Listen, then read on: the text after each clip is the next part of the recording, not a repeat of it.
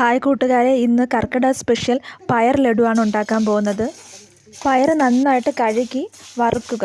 കർക്കിടകത്തിൽ നല്ല ആഹാരം കഴിച്ചാൽ ഒരു വർഷം നല്ല ആരോഗ്യത്തോടെ ഇരിക്കുമെന്നാണ് പഴമക്കാർ പറയുന്നത്.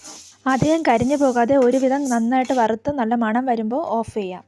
ഞാനിതിന് വെളുത്ത എള്ളും കറുത്ത എള്ളും എടുത്തിട്ടുണ്ട്. ഇത് നന്നായിട്ട് കഴുകി വറുത്തെടുക്കുക. ചെറുതായിട്ട് പൊട്ടി തുടങ്ങുമ്പോൾ നമുക്ക് തീ ഓഫ് ചെയ്യാം. ഇതിന് വേണമെങ്കിൽ നമുക്ക് ഇഷ്ടമുള്ള നട്ട്സൊക്കെ ഉപയോഗിക്കാം. പയർ നന്നായിട്ട് തണുത്തതിന് ശേഷം നമുക്ക് മിക്സിയിൽ അടിക്കാം. നല്ല പൗഡർ പോലെ നമുക്ക് അരയേണ്ട ആവശ്യമില്ല. എന്നാൽ അധികം അരയാതെ ഇരിക്കരുത്, ഒരുവിധം നന്നായിട്ട് പൊടിഞ്ഞു വരണം.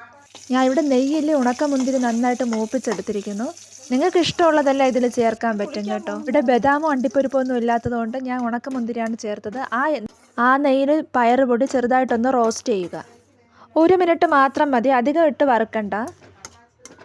ഇത് പയർ ഇഷ്ടപ്പെടാത്തവർക്ക് ഒരുപാട് ഇഷ്ടപ്പെടും ഇങ്ങനെ ഉണ്ടാക്കുമ്പോൾ.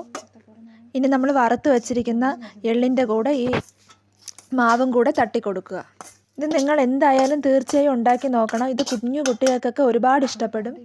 ഇതിൽ കുറച്ച് ശർക്കര പാനി ഒഴിച്ചു കൊടുത്തിട്ട് നമ്മൾ നോക്കണം ഉണ്ട പിടിക്കാൻ പറ്റുമെന്ന്. ഈ പാകമൊക്കെ ആകുമ്പോൾ നമുക്ക് ഉണ്ട പിടിക്കാൻ പറ്റും. ഒരു കയ്യിൽ ക്യാമറയും ഒരു കയ്യിൽ ഞാൻ ഇവിടെ ഉരുട്ടിയെടുക്കുകയാണ്. ഒത്തിരി ചെറിയ ബുദ്ധിമുട്ടുള്ള കാര്യമാണ്. ഇത് നല്ല ഉരുണ്ട് വരുന്നുണ്ട്.